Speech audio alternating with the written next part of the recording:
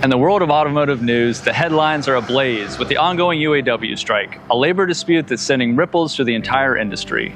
The effects, well, they're far-reaching and they could soon hit closer to home than you might think. The strike involves the big three auto manufacturers, Ford, GM, and Stellantis. And as the picket lines grow longer, there's growing concern about the impact on vehicle and vehicle part inventories. At Bill Harris dealerships, we've been proud to lock in our prices, for now. But in this future landscape, change is on the horizon.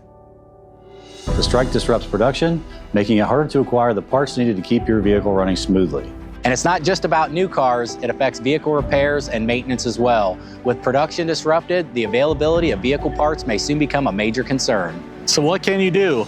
Now might be the opportune moment to consider upgrading your vehicle or securing those essential parts before any price fluctuations occur.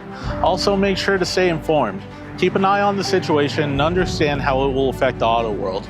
And remember that Bill Harris will always be here to help you navigate these uncertain times. Commitment to our customers remains unwavering, and we'll do our best to keep prices competitive and continue providing the service that you've known and come to expect.